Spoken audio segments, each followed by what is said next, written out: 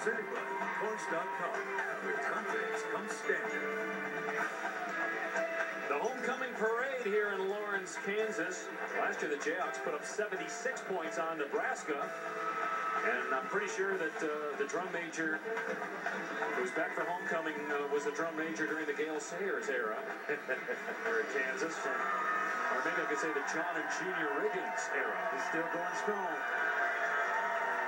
That's what you wanted to be, wasn't it? Drum major? Yeah. Oh, yeah, almost. And just fell back on college football and the I kind of fell into playing quarterback a little bit. Brandstetter to kick off. LaRon Moore and Jamar Wall back for Texas Tech. Each team with a passing touchdown of 30 or more yards as Moore has a lot of trouble with it, so Wall scoops it up. And he's drilled at the 16-yard line. And we go back to the studio and check in with Reese. All right, Dave, Wake Forest has really struggled in the red zone. 116th in scoring percentage, but they went on a 10-play drive against Miami. Mike Renfret plowing in there. Wake, a rare red zone touchdown. They're up 7-0 on the Hurricanes. Among the quote-unquote non-BCS unbeaten, Boise State rolled last night, and Ball State getting underway against Eastern Michigan. And boy, Reese Montre, Miami cannot win a conference game at home. I know it's early, but they just struggle at home in their league. Harrell hits Eric Morris at 5 feet 8, 177 pounds, and he's near the first down marker. Appears to have it at the 28 as we go to Rob Stone. A lot of activity on the Kansas sideline defensively after they gave up that touchdown. Justin Thornton, the free safety, helmet pitched to the ground. Clint Bowen, the defensive coordinator, working the grease board already. And then this mantra to the team: one play at a time, one series at a time, one stop at a time. On the flip side, Ruffin McNeil of Texas Tech, their defensive coordinator, hey, with his quick strike offense, he knows he only has a brief moment to make adjustments. Doesn't want to cloud his defensive minds with too much. Here's adjustment, sit and watch your offense run. All right, Rob Harrell finds Detron Lewis for about 7 yards to the 35. But last year, Kansas was 4th in the country in scoring defense. It's not like the offense has changed in this league, but they were better last year. Well, you're not going to stop these two offenses. Both coordinators going to have their hands full. What you want to do is make them drive the length of the field and not give up the big plays like we've witnessed on the two touchdown receptions. And Crabtree has not caught a pass, but as you say, 55-yard touchdown pass on the second play to Britt.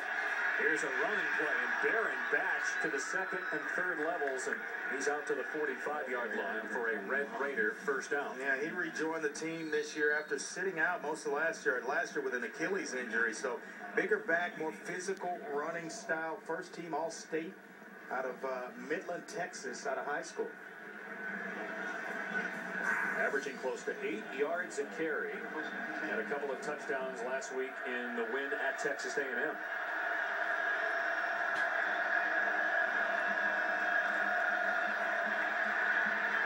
Harrell with a nice toss to Britton, and it's a first down at the 44-yard line. Boy, any doubt about Graham Harrell's arm strength that just been put to rest right there. You're going to throw a timed out route all the way across the field to Edward Britton, and he was on the far right hash when he threw it. It was on a rope for a big-time completion for a first down. And he didn't have as much time there as he normally does in the pocket, only been sacked one time. Harrell now moving past Phillip Rivers into fourth all-time in passing yards in the country. Here's Batch with blockers in front inside the 15. And Batch still going at the 5. Finally brought down inside the 2. And he had Mankind. Brandon Carter blocking out in front downfield. Yeah, big Mankind was out in front. Credit Brandon Carter for pulling out on the screen pass and getting out in front. Watch number 76 right here in the middle of your screen. Watch the big fella get out in open space. And sometimes it's tough for the big guys to find those little bitty guys. But right here, he throws, just gets enough of the defender in the secondary, Darrell Stuckey, who's a pretty good player for Kansas, freeing it up for Baron Batch.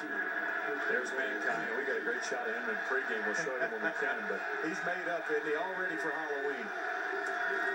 Harrell to Crabtree. Almost pulled it in, but incomplete. You want to know why they call Brandon Carter Mankind? Take a look at this. That's him, the wrestler Mankind, right there, all ready, all made up. You know, he can go just roll right out of the game into a Halloween party. I know Ray Bentley used to dress himself up a little bit like that when he played, but that's taking it to a new level. A lot of guys with nicknames on this Texas Tech offensive line, which has been terrific so far this season. We'll keep it on the ground, and Shannon Woods grounded by Mike Rivera. Now you get them in the box, and this is where Kansas can really come at you defensively. The strength of this defense is in the linebacker core, and you saw it right there. Mike Rivera, third-team All-Big 12 last year. Watch him come through right here. Just kind of deliver the punch to Shannon Woods. You think twice about running between the tackles when you play to Kansas. Wow. Well, that's nice.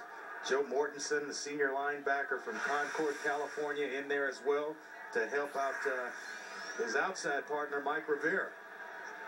Meanwhile, Richard Johnson shaken up for Kansas, starting defensive tackle, a freshman from Jefferson City, Missouri. Well, we talked about the nicknames for Texas Tech's offensive line. Here's left tackle Rylan Reed. I'm the Incredible Hulk, apparently. Luis Vasquez is a superhero Indian. Let's see, Hamby is Mr. Incredible. Sean Burns is a Kool-Aid Man. Marlon Wynn is, let's see, Fat Albert. And then Carter is Mankind, which is a wrestler. I think fits him perfectly. So you got the Incredible Hulk, the superhero, Kool-Aid Man, Mr. Incredible, Mankind, and Fat Albert. And Rylan Reed, I think he's earned his nickname, the Incredible Hulk. Bench press is over 600 pounds at 625, and he broke his personal best from last year when he benched 565. And to think he was a minor league baseball pitcher in the White Sox farm system. And also a cancer survivor.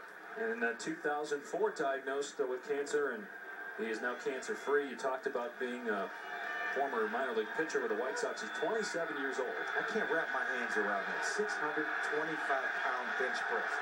Whew. The thing about Larry Allen, I think he has the best all time at 7'10", so not far off.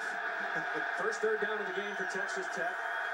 They're third in the country in third down conversions. Tops in the Big 12. Third down and goal from the 4. Kansas showing blitz. It's picked up. Harrell's pass is pulled in by Crabtree for the touchdown. Boy, number 13 for Crabtree on the year. He had 22 touchdown receptions a year ago when he won the Biletnikoff Award. But just kind of take a look at him right here. The slant route sets him up outside. Now the strength and quickness right there. Get inside. Look at the hands. Boy, you talk about a complete wide receiver. Strength, speed, quickness, hands. It reminds me of a guy that wears 80 that plays for the Houston Texans, Andre Johnson. Extra point is good by Williams. Hey, Texas Tech 2 for 2 on PATs. That's the 25th touchdown pass. Meanwhile, for Harrell, Michael Crabtree with 35 career receiving touchdowns. So it's 14-7 here in beautiful Lawrence, Kansas, but the Jayhawks are trailing.